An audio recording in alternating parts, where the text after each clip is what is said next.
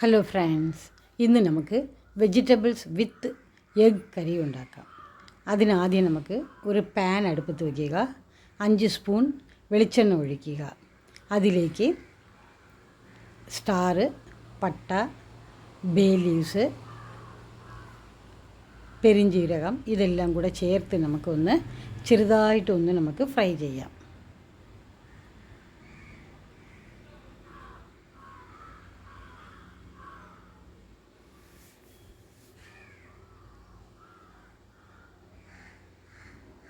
ഇത് ചെറുതായിട്ടൊന്ന് നമുക്ക് ഫ്രൈ ചെയ്തെടുക്കാം. സ്ലോ ഫ്ലെയിമിലാണ് വെച്ച് നമുക്ക് ഫ്രൈ ചെയ്യേണ്ടത്. ശകലം കരിവേപ്പില കൂടെ നമുക്ക് ചേർക്കാം. ഇതിലേക്ക് ഒരു സവാള ചെറുതായിട്ട് കൊത്തി അരിഞ്ഞ് അതുകൂടെ ചേർത്ത് നമുക്ക് നന്നായിട്ട് വഴറ്റിയെടുക്കണം. നന്നായിട്ട് വഴറ്റണം.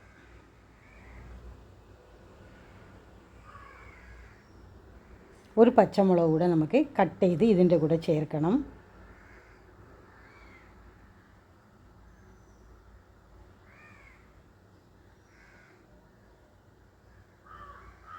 ഒരു മീഡിയം ഫ്ലെയിമിൽ വെച്ചാണ് നമ്മളിത് കുക്ക് ചെയ്യേണ്ടത്. ഇതിലേക്ക് നമുക്ക് ഒരു തക്കാളി കൂടെ ചെറുതായിട്ട് കട്ട് ചെയ്ത് നമുക്ക് ചേർക്കാം. പച്ചമുളകും ഉള്ളിയും തക്കാളിയും കൂടെ നന്നായിട്ട് എണ്ണയിലിട്ട് നമ്മൾ വഴറ്റിയെടുക്കണം. ഇതിൻ്റെ കൂടെ ഒരു ക്യാരറ്റ് കൂടെ നമുക്ക് ചെറുതായിട്ട് കട്ട് ചെയ്ത് അതുകൂടെ നമുക്ക് ചേർക്കാം. ഈ ക്യാരറ്റ് ചേർക്കുമ്പോൾ നമുക്ക് ഒത്തിരി കറി കിട്ടും. അതുമാത്രമല്ല നല്ല ടേസ്റ്റുമാണ്. ഒരു ഉരുളക്കിഴങ്ങ് കൂടെ നമുക്ക് വേവിച്ച് കട്ട് ചെയ്ത് വേണം ഇതിൻ്റെ കൂടെ ചേർക്കേണ്ടത്.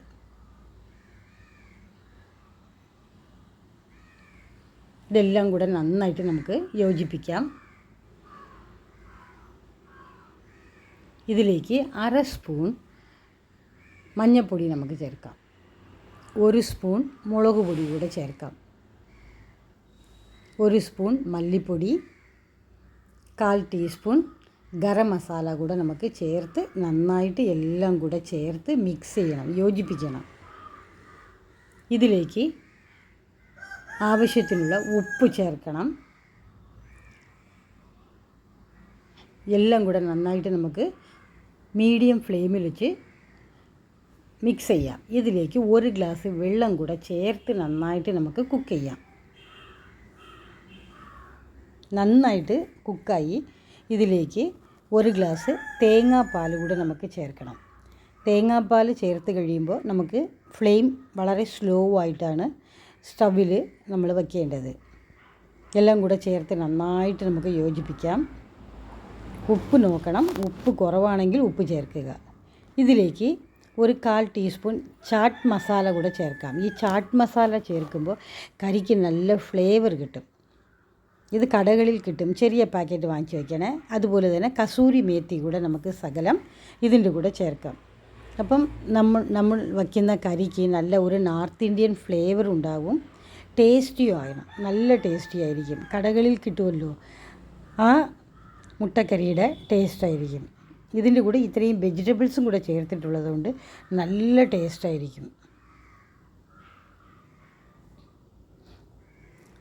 ഇടയ്ക്ക് ചെറുതായിട്ടൊന്ന് ഇളക്കണേ. വളരെ സ്ലോ ഫ്ലെയിമിലാണ് നമ്മൾ കറി വെച്ച് നമ്മൾ ഇപ്പം ഇനി കുക്ക് ചെയ്യേണ്ടത്.